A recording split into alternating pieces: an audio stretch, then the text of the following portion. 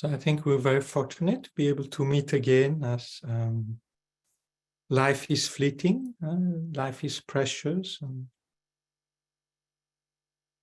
we see that with our friends and teacher passing away.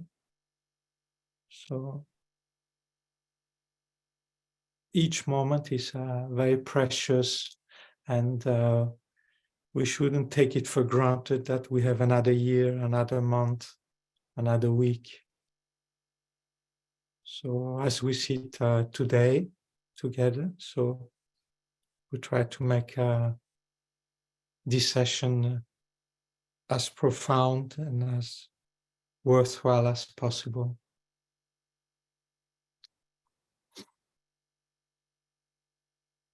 So I always like to see my life in the context of infinite streams of life, and that we're born in this life, and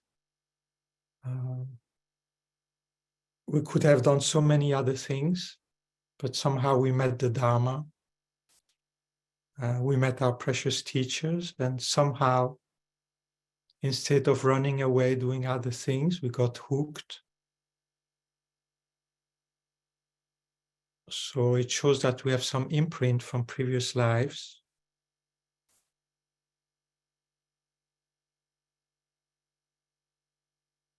So we have heard the whole path to enlightenment from the beginning till the end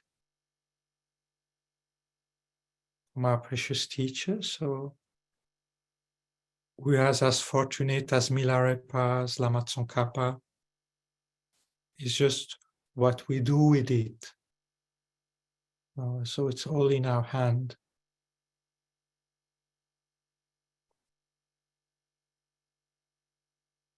So at least we should try to secure a good rebirth so that we can continue our journey next life. And with this session, we try to put stronger imprints into realizing emptiness of how things exist, and try to expand our heart of love and compassion and towards generating bodhicitta, this aspiration to become Buddha for the benefit of all beings, and not just the aspiration, but actually trying to walk the bodhisattva path through training, through perfecting the six states of mind, such as generosity, ethic, and so forth.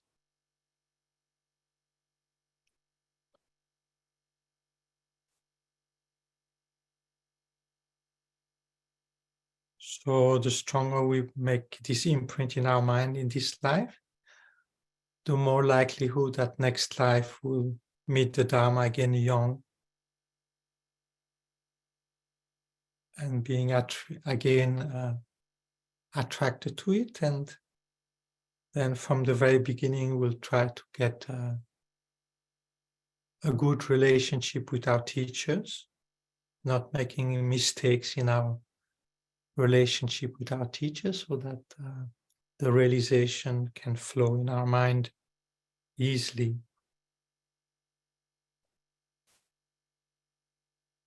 So far we have explored the practice of Guru Yoga with Lama Tsongkhapa. Then we have explored a little bit calm abiding. And 2 weeks ago,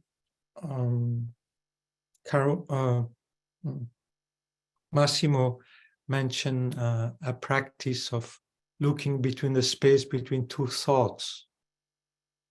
And I said, I don't know that. I heard it from Westerners, but never from Tibetans. So Lynn wrote me a little email and saying, actually, I read that from Digo Khyentse Rinpoche giving that advice to some student to watch at the gap between two thoughts. So it seems to be a practice that is explained or in the Nyingma tradition. And then I also found a quote from Sakya Pandita around where he also explained that's a method to find the nature of the mind. So Sakya Pandita says, in between two thoughts, an unbroken continuity of clear luminosity. When the last thought has passed, but the next thought has not yet arisen, there is a gap, a thought-free state. While this state is free of thought, it is not blank, unknowing state. There is a knowing aspect that experiences everything. When this is recognized in the thought-free state, it is the reality of unbroken continuity of clear luminosity. So in that approach, one tries to go into that gap and then recognize its nature of clear and knowingness.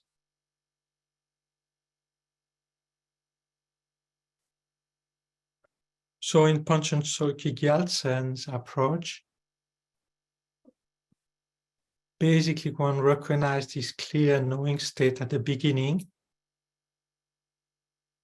and then one prevents either the thought from arising by chopping them up, or simply remaining in that clear and knowing awareness, and to see that the thoughts themselves are just clear and knowing,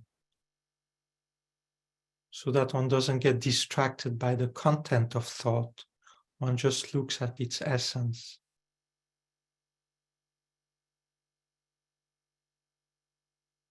So whichever way, basically,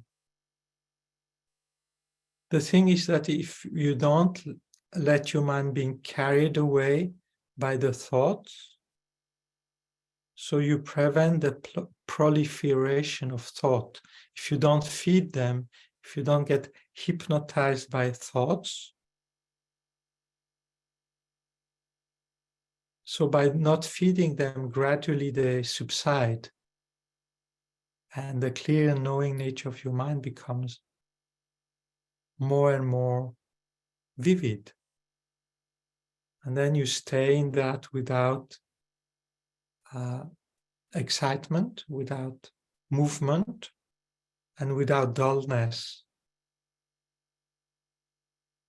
And then you try to hold that object with mindfulness of not forgetting it for as long as you can. And then if you get hypnotized by a thought, get carried away, you simply bring your mind back onto this continuity of awareness of the clear and knowing nature of your mind.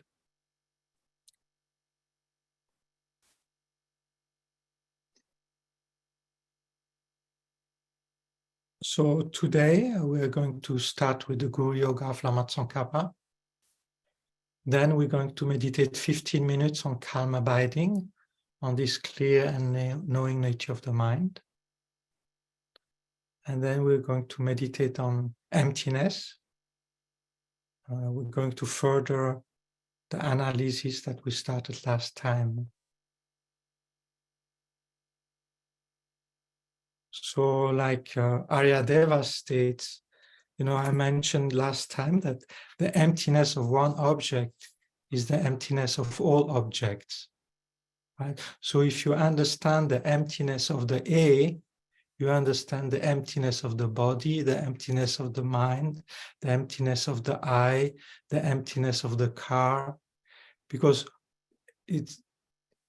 if you understand how it works with one object, you can replicate the same analysis on any other object and you get the same experience. So the A is just a casual object, it's very simple. So it's not like we are getting obsessed with the A, it's just to understand the process, what is the base of labeling, how the imputation happens, and how things appear to exist inherently. So the quote from Aryadeva is, the viewer of one thing is stated to be the viewer of all, and the emptiness of one is the emptiness of all. So that's the quote from Aryadeva about that thing. And then if there is time, we'll meditate a little bit on compassion. Normally, yeah, I would like to start also going into that direction.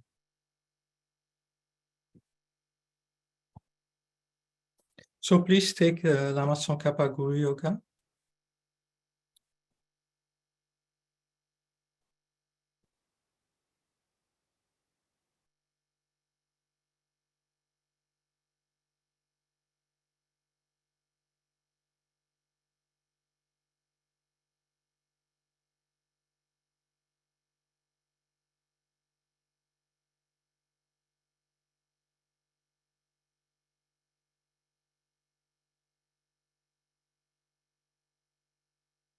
So, you see, when we think about the Buddhas,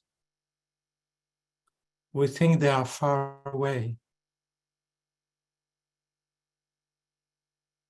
But actually, the Buddhas and the Gurus, they are always with us. Because the subtle mind of clear light pervades all phenomena.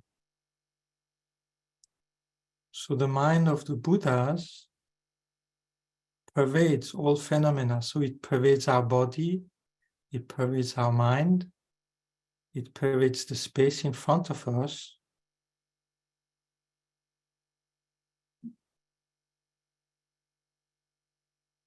And then wherever the subtle mind of clear light is, there is also the subtle wind, subtle matter, subtle form.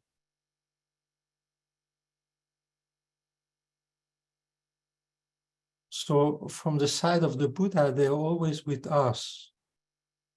No? And as one's mind gets purified, cleaner. So whenever you think about the Buddha, he's actually there with you. You can see him. So at our level, we imagine, we create a mental image of the Buddha in front. Not being aware that the Buddha actually is there. We just think it's our imagination.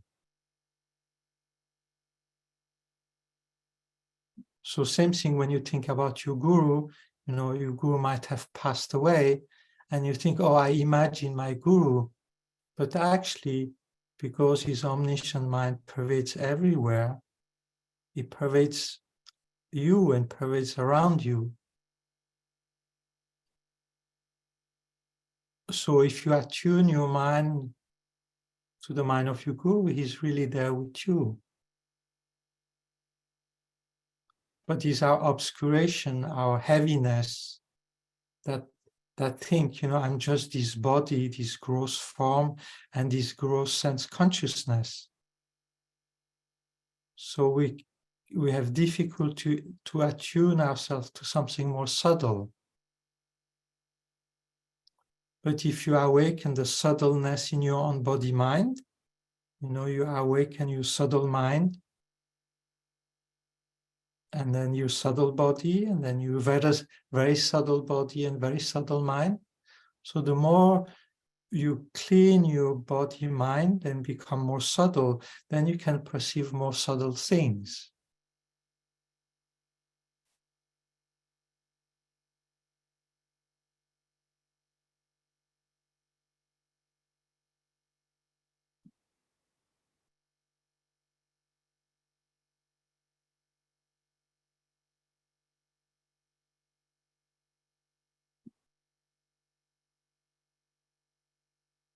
So in the space in front of you, imagine Shakyamuni Buddha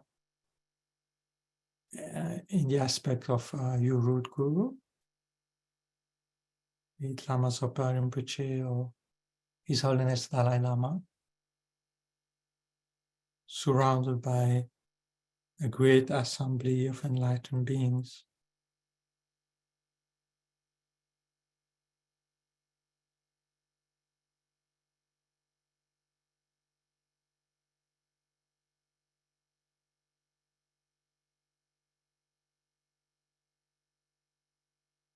And if you focus on their quality,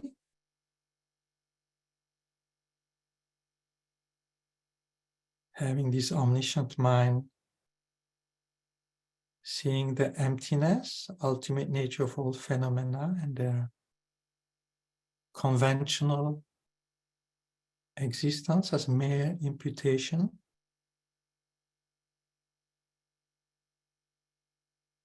So for them, everything is dreamlike.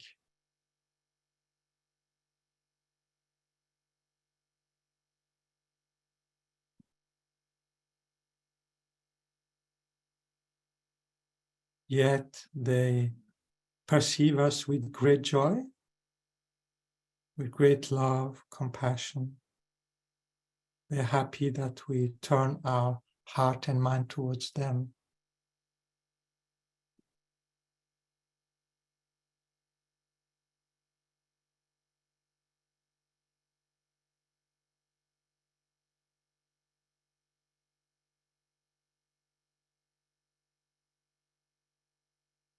So if you imagine and focus on their qualities and their kindness towards you, so it elevates your own state of mind. It elevates your own vibration, and you start being able to communicate with them.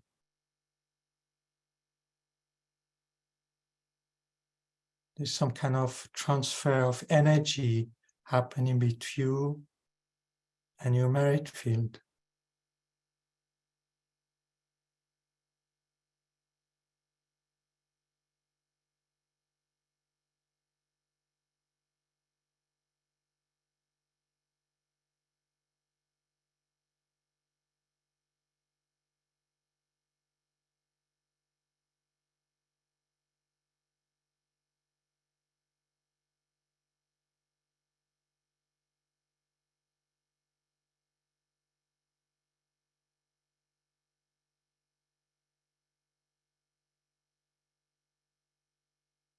And with the motivation to wishing to become like them for the sake of all living beings.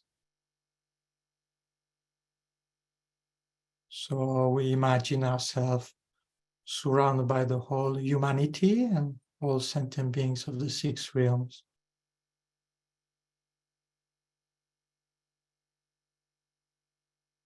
And we imagine all together, we take refuge in the enlightened beings and in their teaching, the Dharma, and in the Sangha, the community of the Aryas.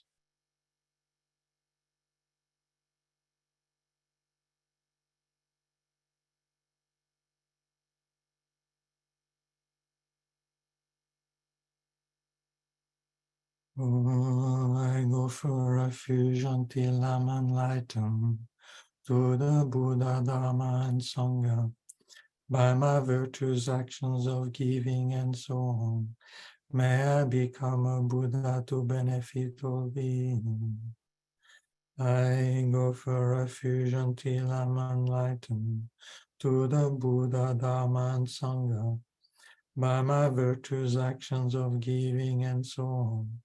May I become a Buddha to benefit all beings. I go for refuge until I'm enlightened to the Buddha, Dharma, and Sangha by my virtuous actions of giving and so on. May I become a Buddha to benefit all beings.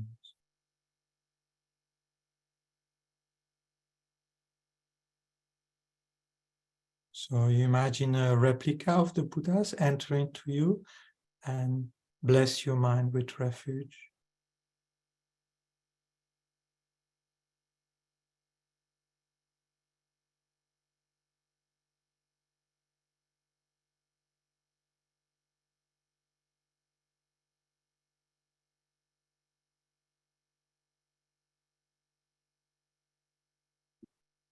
And with the next stanza, you open your heart towards the people around you and towards all living beings.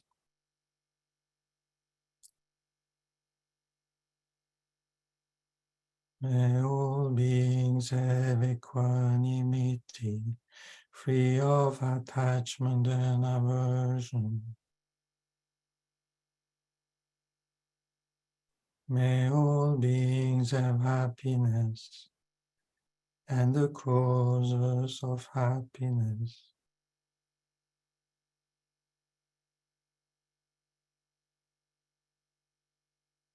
May all beings be free of suffering and the causes of suffering.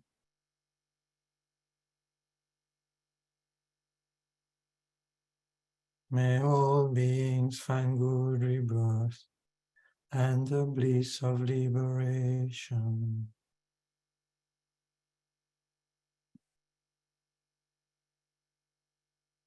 So you try to embrace all living beings with your love.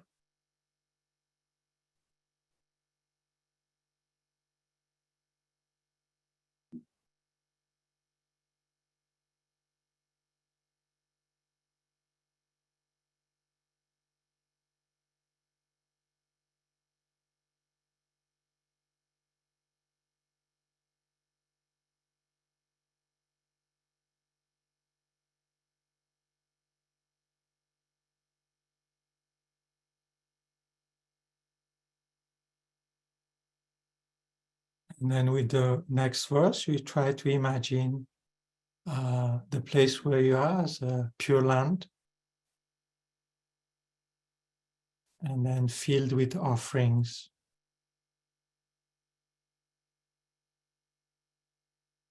May the ground everywhere be pure, free of roughness and of flaw, soft as the palm of a child's hand, smooth as polished blue sapphire.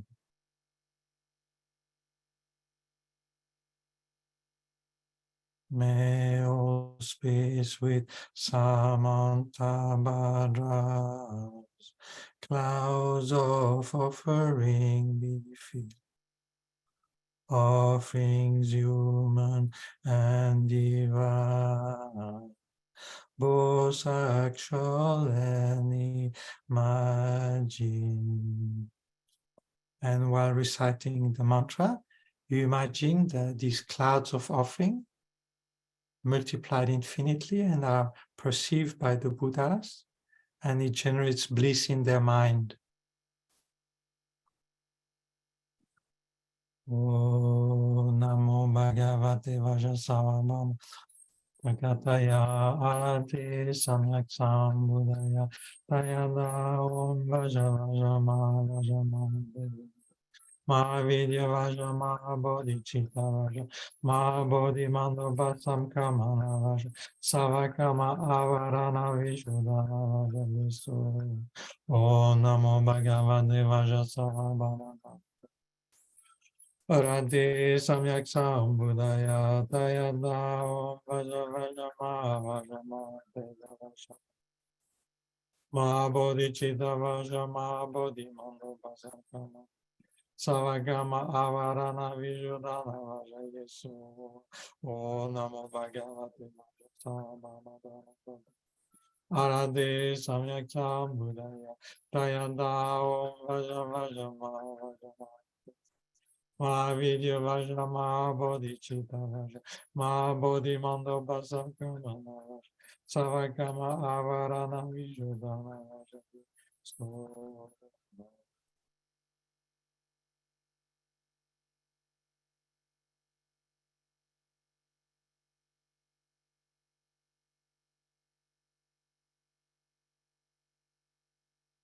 And then in the space in front, we imagine Matreya's Pure Land, Tushita.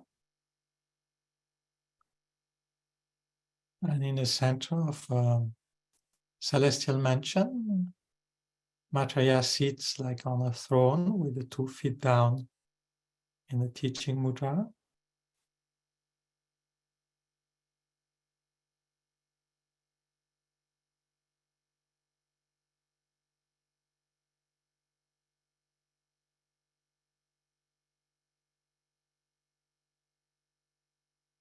And in the heart of Maitreya, there is Lama Tsongkhapa, Kedrubje, Kyelsabje.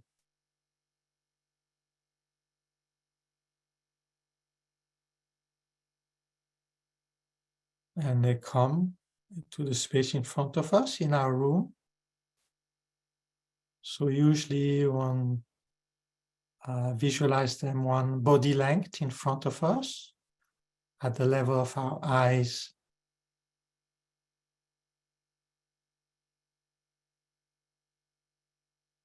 And one can visualize them human size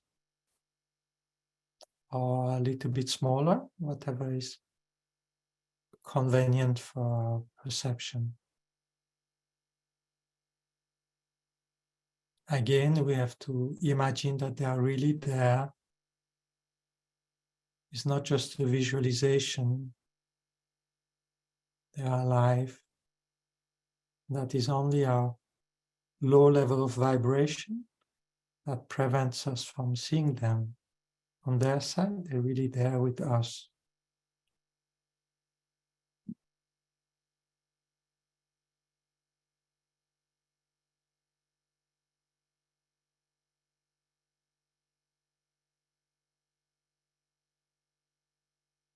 You emanate on snow white cloud from the heart of Buddha Maitreya, Savior of 100 Devas, joyful, Lusandra, all-knowing King of Dharma, wait you to heart disciple.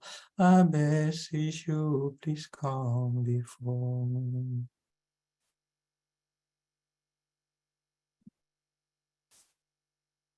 In space, on lion, throne, lotus, and moon, my kind Guru, smiling with delight, is the supreme field for my faithful. Please forever abide and teach us.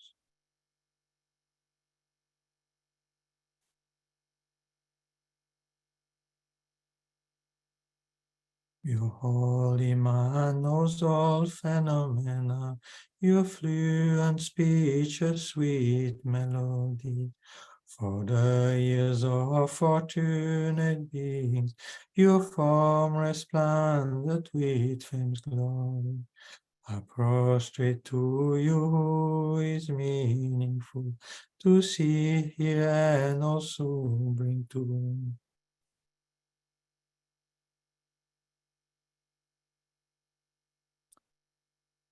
Your water and while I arrange flowers, fragrant incense like perfume and more. Clouds of offering, real and imagine, I offer you supreme merit filled.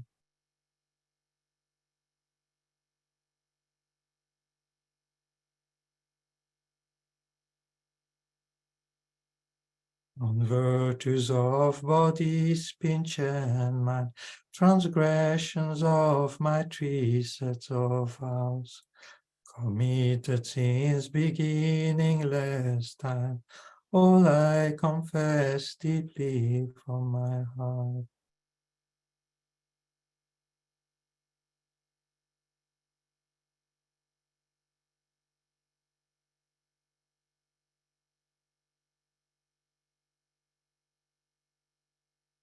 In these times of degeneration, you made your life highly meaningful. Renounce all yet worldly concern, strive for knowledge and realization. In your extensive accomplishment, I rejoice deeply within my heart.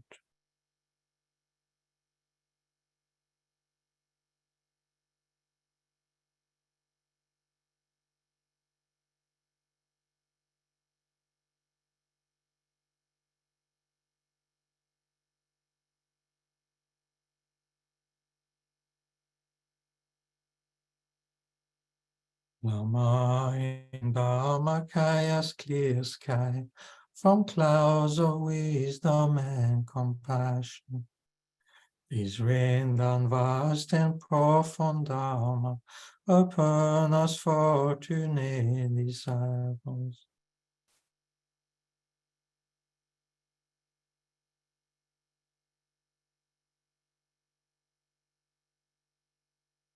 I dedicate all of these virtues to the Dharma, all living beings, and especially that the heart teachings of Losang Drapa remain forever.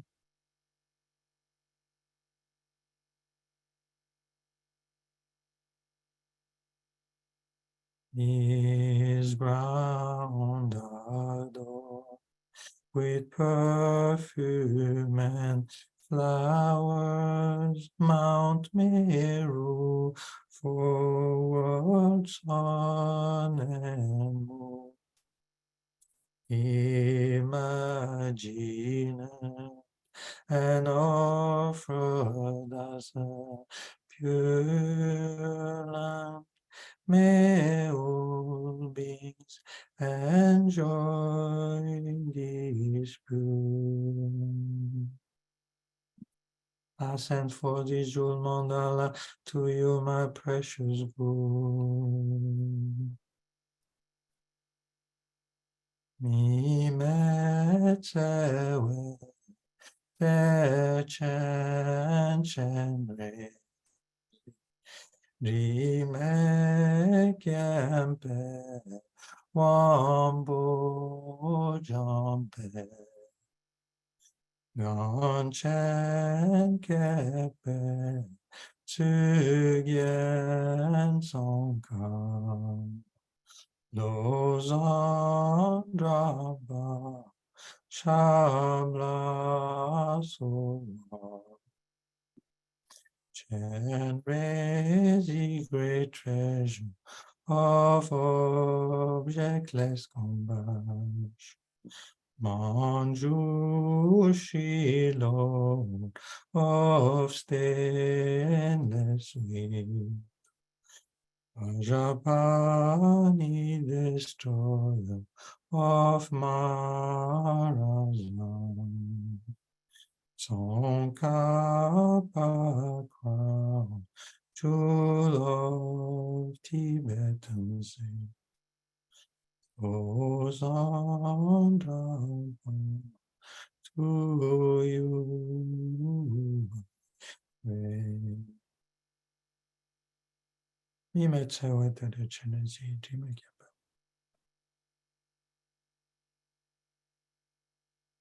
So from the heart of Lama Tsongkhapa, Kyasabje Khetrupi comes beam of light, and all particles of this beam of light are little Manjushri. So this light enters your body-mind, and each cells of your body becomes light in the nature of light, and then lit in the light and in the nature of tiny Manjushri, and thereby awakening your intelligence and your wisdom.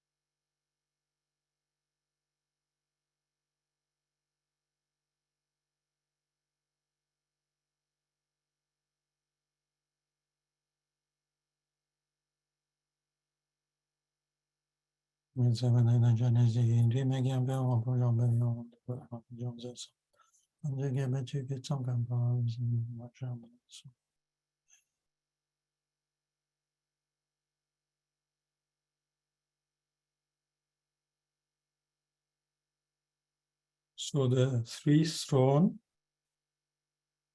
on which these three holy beings sit absorb into the lotus, into the respective lotus upward. Then Kyasabje and Kajubje absorb into Lama Tsongkhapa.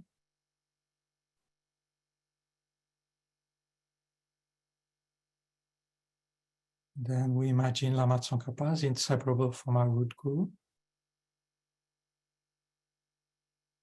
So we can imagine Lama Tsongkhapa with the face of our root guru.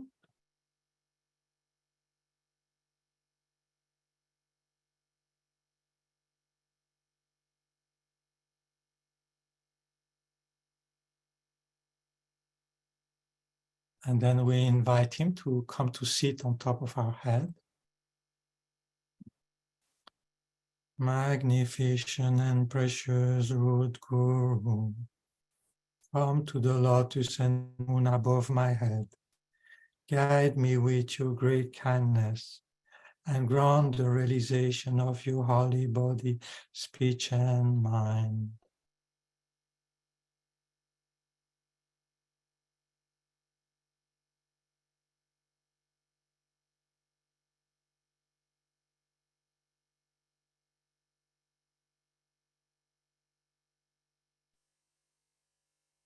So Guru Lama Tsongkhapa is on top of our head, like when we do Vajrasattva practice. So you imagine his central channel being aligned with your central channel. And you imagine blessing of his holy body, speech and mind pass through his body and enters your body.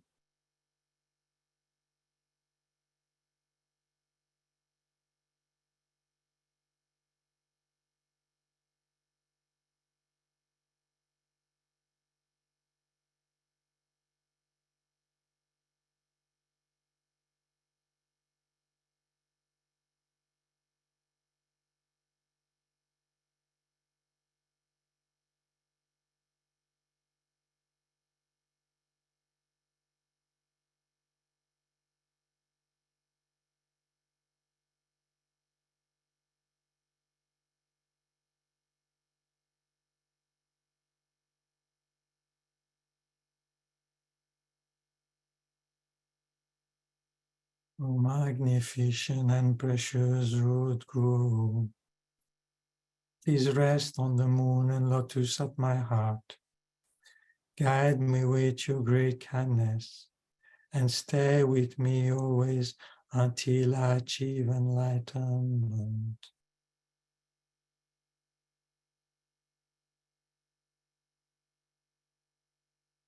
So for those who have received highest yoga tantra initiation, you can absorb Lama Tsongkhapa into their heart. And for those who haven't received such an initiation, Lama Tsongkhapa melts into a light and you absorb a sphere of light to your heart.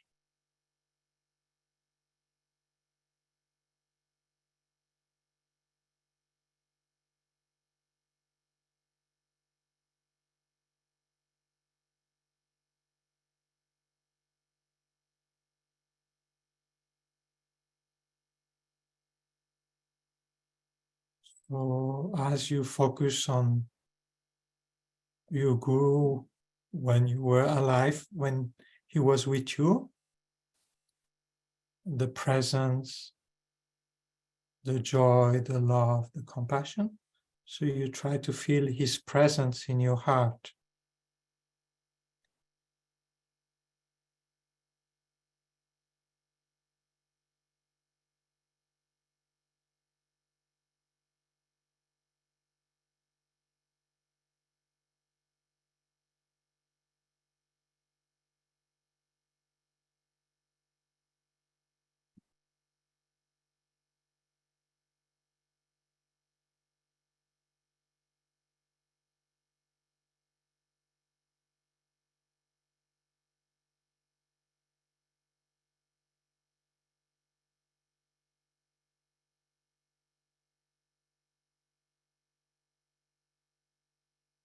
And then that imagination, that visualization becomes blurred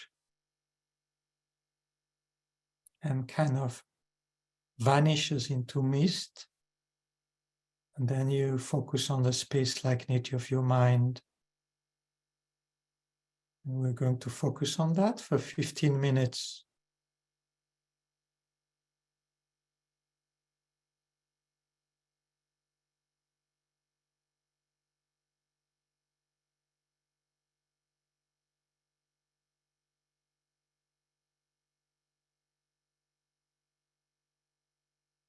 Or you make the determination now for 15 minutes. I'm going to focus on the clear and knowing nature of the mind. Try to establish a continuity of not losing that object. And if I lose it, I will bring my mind back to it. And I will be using introspection to check whether distraction has a reason or if dullness has a reason. And in both cases, I'll apply the antidote. So if excitement arises, distraction, I lose a little bit the tension in the mind. And if dullness has a reason, I tend to make the awareness a little bit sharper.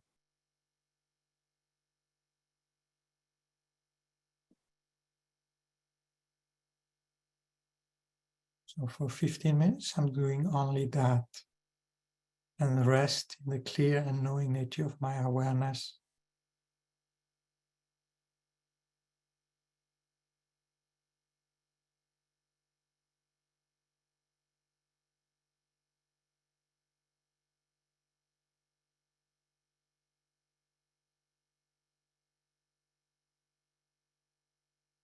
And from time to time, you check your sitting position.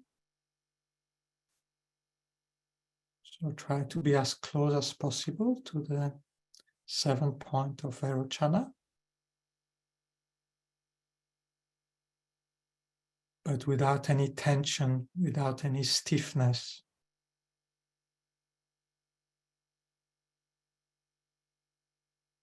You can relax your body in the 7th point position of Vairochana.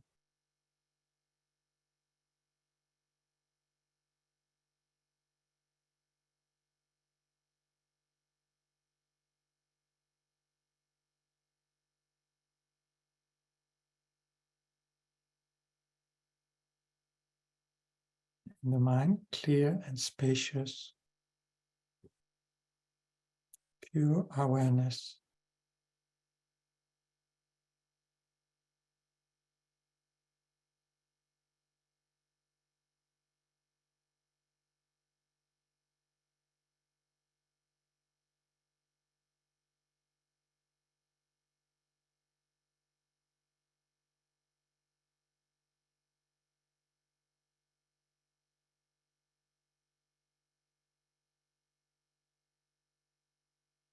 And as you focus on awareness, your feeling of bodiness fades away.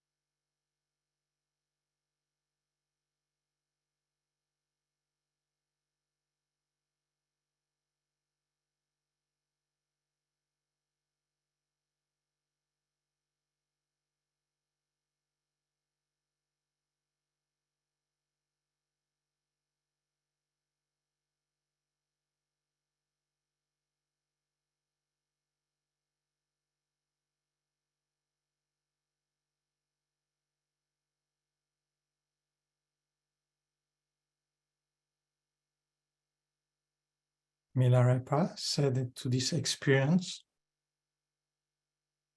just as the sun, when free of cloud, remains supremely bright and brilliant, in the same manner, rest your mind in the luminous nature of the mind, unobstructed by conceptual apprehension of signs, unobstructed by mental laxity and excitement.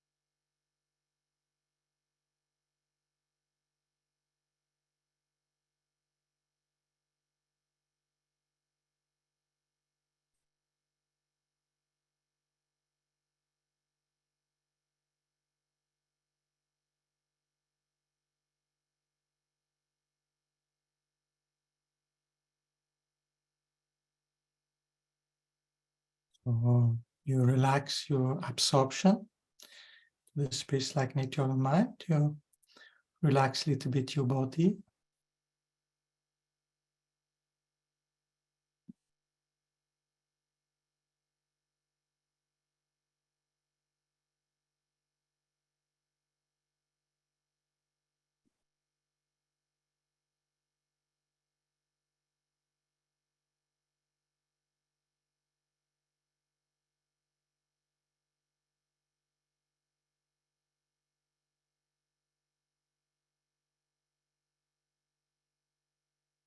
So today I would like to go a little bit deeper into how things appear to us. So normally in the evolution, first what appears to us is the base of labeling, then the imputation, and then how things, at the third level, things appear to us inherently. So first the base, then the label, then the inherent existence. So when we say that things are empty, what we are meditating on is the emptiness of the third level. So first the base, and then the imputation on that base. So these two things exist. What is empty is the third level, that things exist inherently from the on-side. So when through emptiness meditation, you have removed the third level, inherent existence, what remains is the conventional phenomena that are merely imputed on a base that is able to perform the function.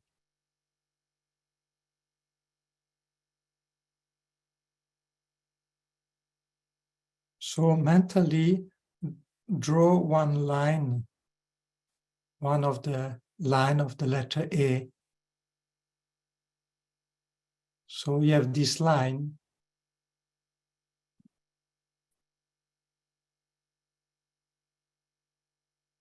and as a child, when we draw a line, we imagine that line, oh, this line could be an arrow, or could be a walking stick, or a metal rod. So on that base of that line, the mind imagines things. The mind imputes things. The mind labels things. So this is the base of the line, and then the mind, from the side of the mind projects things onto it. Try to see that on the base of that line, your mind project arrow or whatever.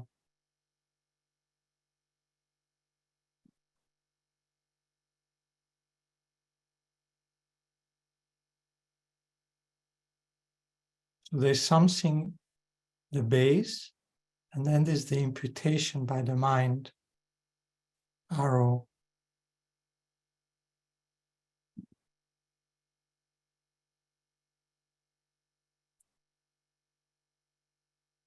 So the arrow is merely labeled.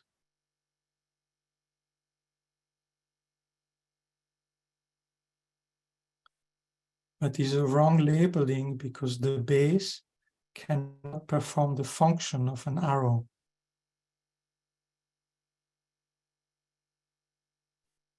So it's a non-valid imputation.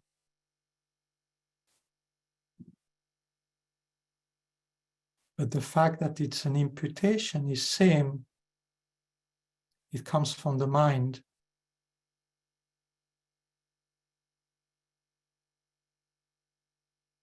So the arrow doesn't exist out there. It's the mind that imputes arrow.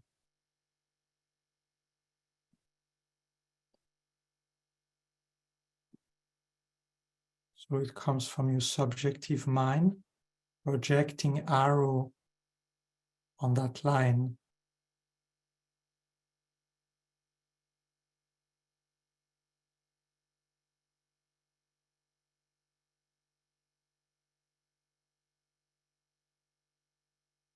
Then add a second line that makes like two lines touching each other, like the A. And as a child, you know, when one used to draw a house and make the roof, would make two lines like that. And then imagine, oh, this is a roof. Project, imagine a roof on these two lines.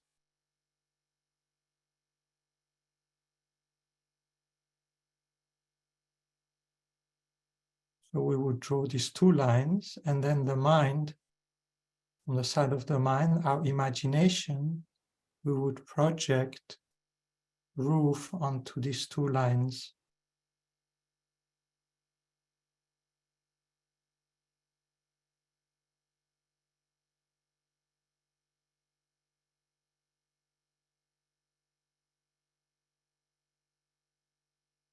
So the roof would be merely labeled onto these two lines.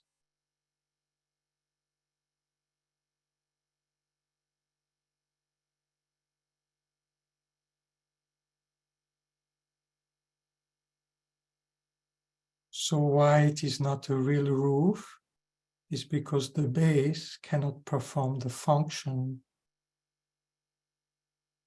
of the label roof.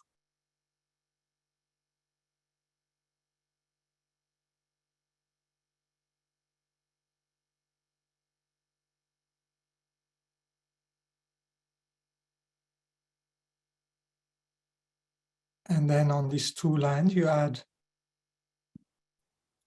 the horizontal line in between. So it makes, you have three lines, and on that base, the mind imputes A, the mind projects, the mind imagine A.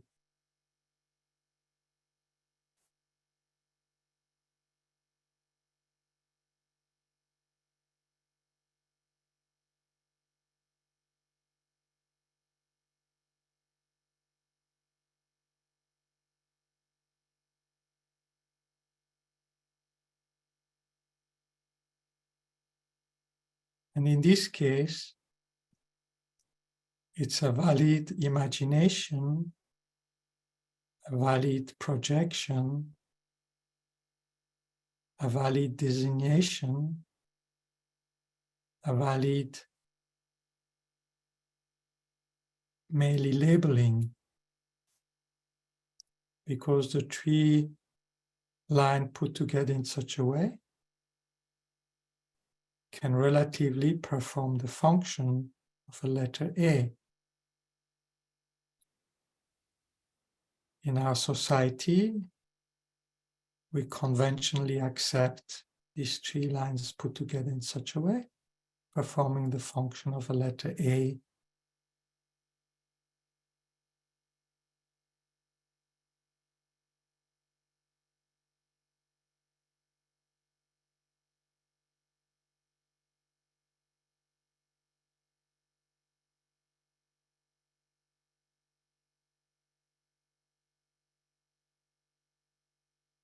But there has never been an A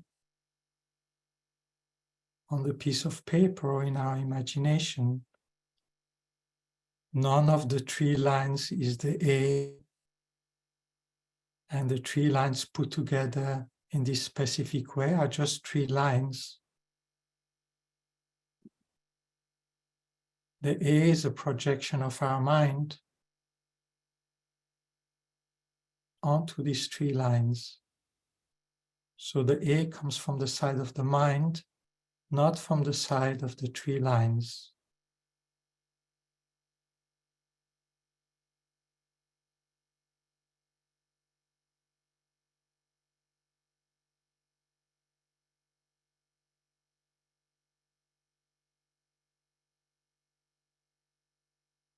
So you can say the A is imagined by the mind, the A is projected by the mind, the A is imputed by the mind, the A is merely labeled by the mind.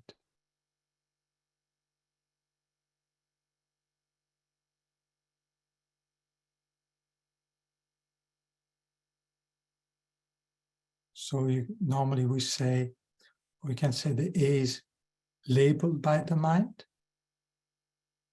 But why in the Prasangika we say merely labeled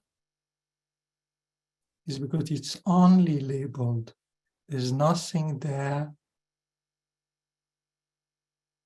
that is the A from its own side. It only comes from the side of the mind.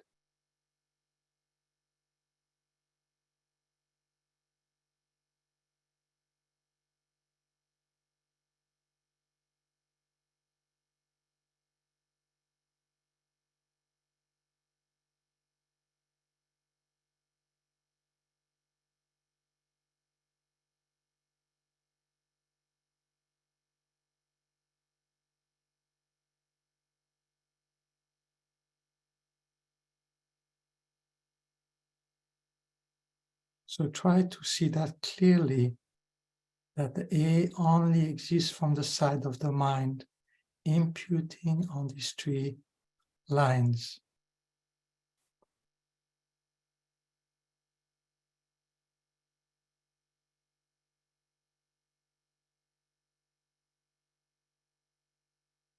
And then, of course, the three lines themselves are merely imputed on the dots, and the dots themselves are merely imputed on the directional directions. So the whole thing is merely imputed by the mind.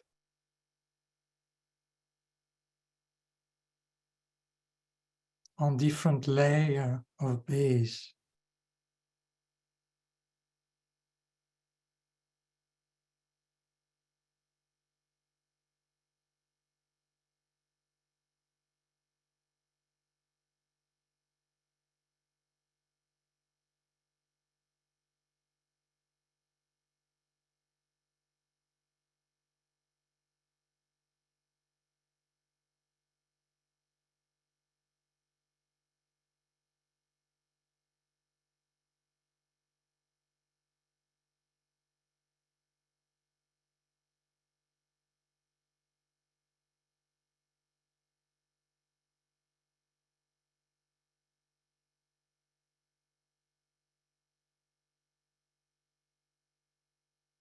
Now imagine your computer or your phone or whatever screen you have in front of you.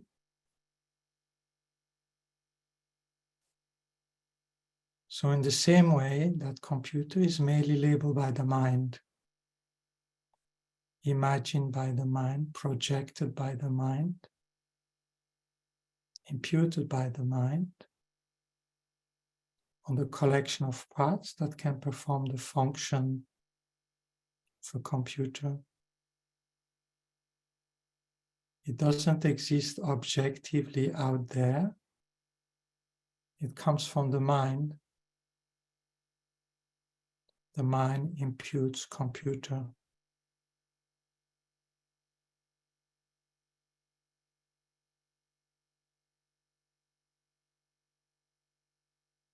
The mind merely labels computer because there's no computer out there at all from its own side. It only comes from the mind.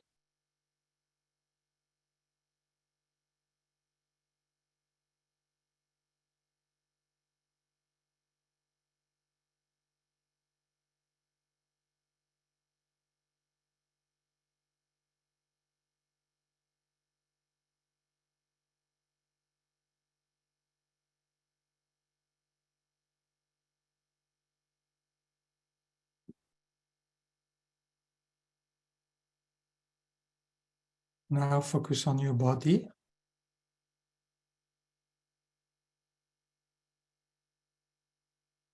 On the base of the collection of parts. The bones, the muscle, the organs, the skin, and so forth. The mind imputes body. The mind labels body.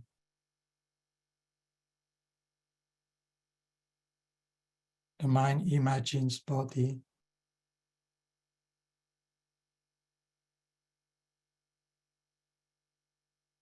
The mind labels body.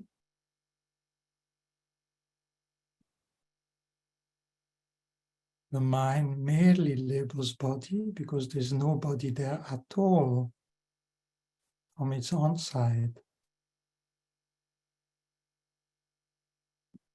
The body is merely labeled by the mind.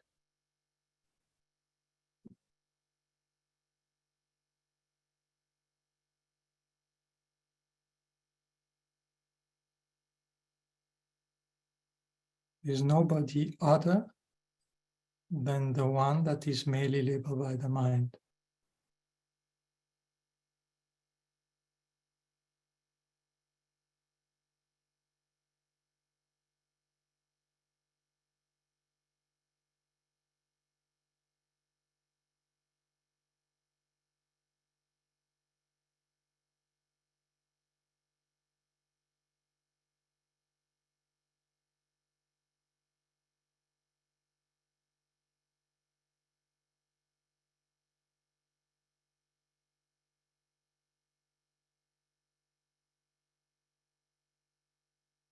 Then the mind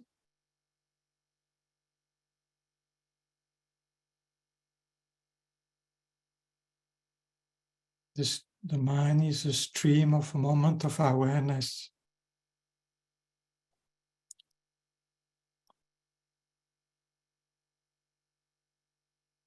So on the base of this stream of moment of awareness, we imagine mind, we project mind, we impute mind, we label mind, and we merely label mind because there's no mind there from its own side. Mind is merely imputed by the subjective awareness on this moment of awareness.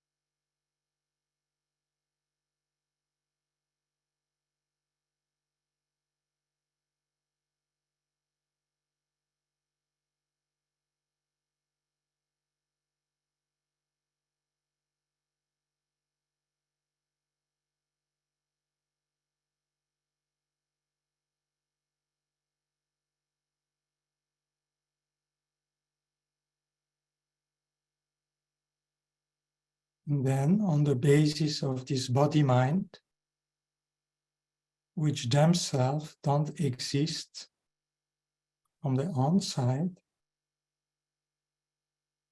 the body is merely labeled by the mind is merely labeled on the mind. On that base, we merely label I.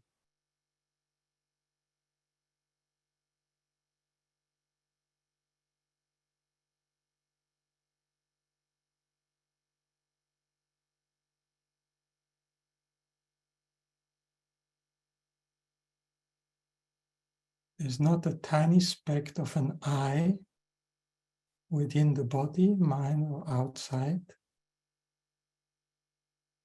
The I is merely labeled by the subjective awareness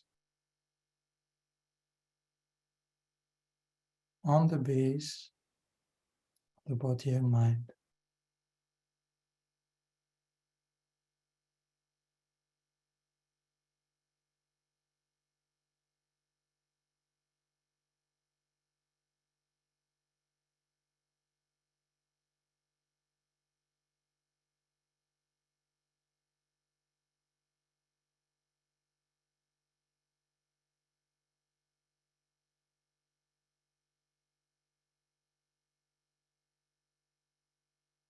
Now I'll read an extract from Rinpoche's. Form, sound, smell, taste, tangible object. They are all merely imputed by the mind in dependence upon becoming object of a particular sense. There is no such things as real form, real sound, real smell, real taste, or real tangible object from their own side.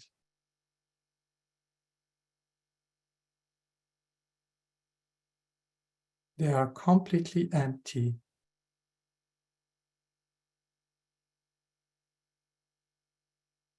What exists is only that which is merely imputed by the mind, that which comes from the mind.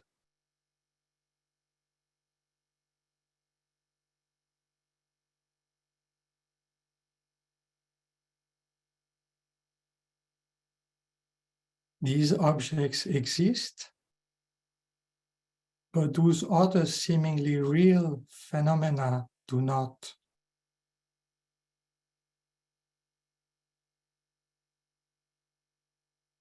The form, sound, smell, taste, and tangible object that appear to us as having nothing to do with our mind, as real from their own side, are complete illusion or hallucinations.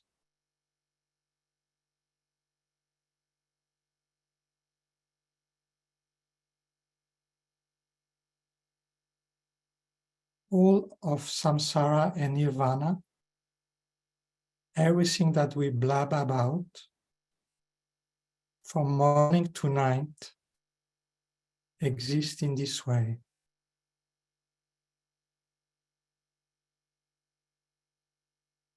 All these things are empty of existing from their own side.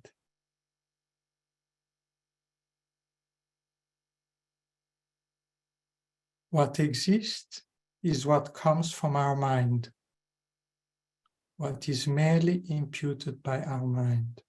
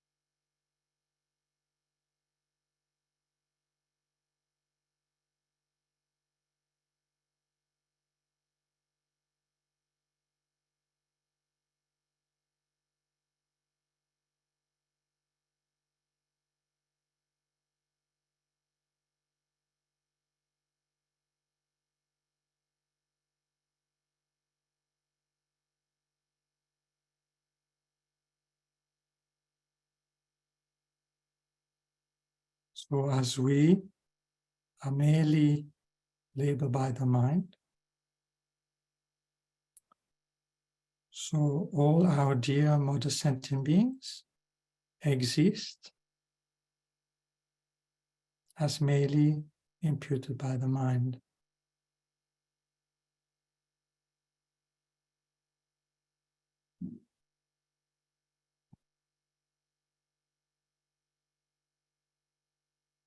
And because they don't realize it,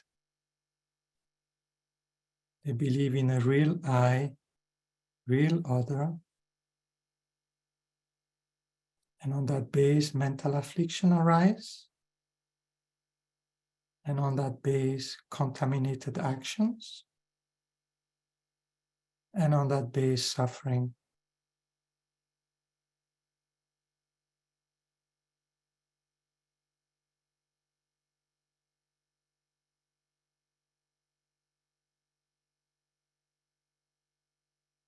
So try to induce a heart of loving compassion towards all these beings, which in reality are Dharmakaya, in reality are pure awareness, clear light, but they don't realize it.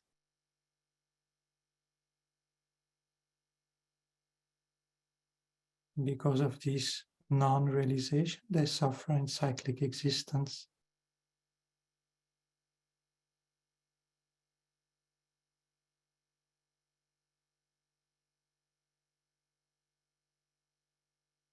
How wonderful it would be if we could free them from this misconception and lead them to the realization of their innate purity, to their clear light.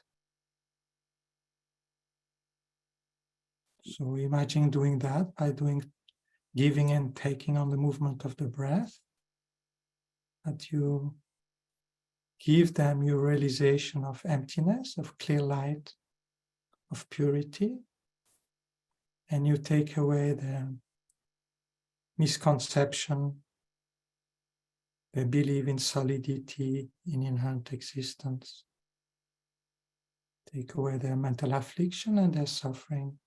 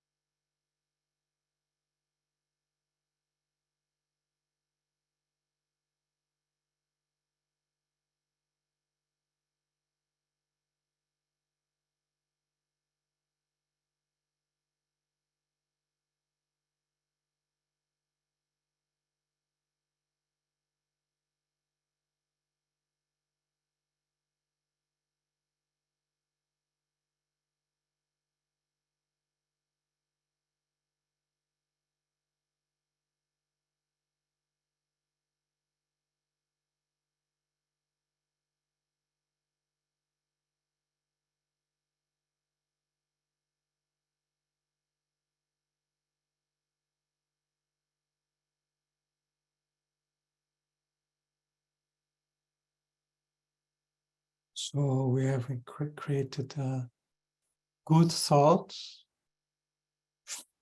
We have sharpened our intelligence and the qualities of our mind. So all this positive energy we now dedicate for us to quickly become Buddha for the sake of all living beings. And for our bodhicitta, for our warm heart to continue to increase.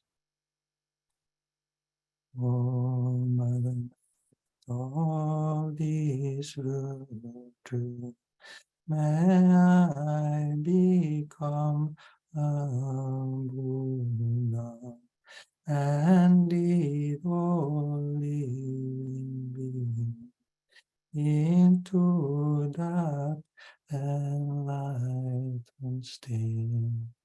May the precious bodhicitta not yet born arise and grow, and may that born not decline, but increase more and more.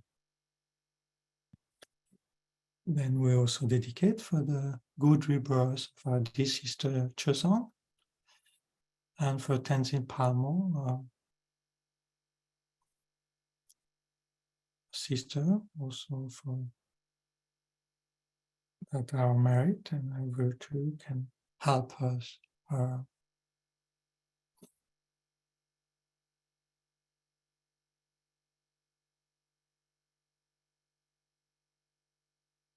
In the snowy mountain paradise, you're the source of all happiness and good. Powerful Tenzin Gyatso Chenrezi, please remain until samsara ends.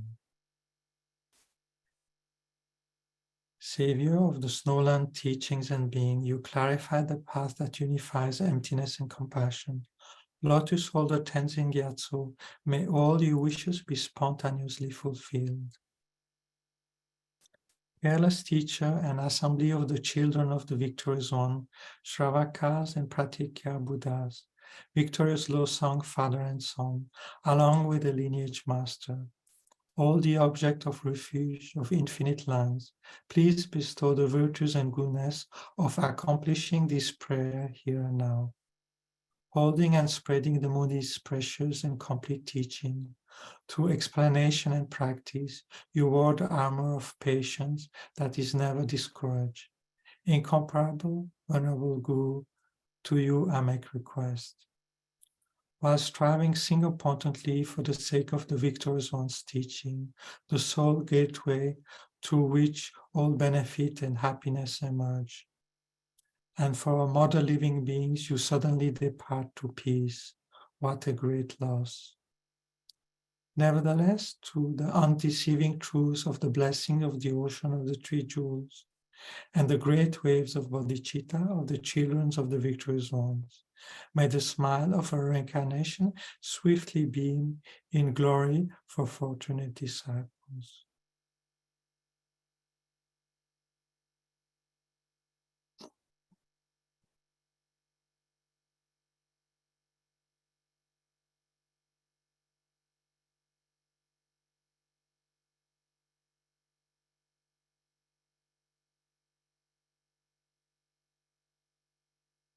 Right.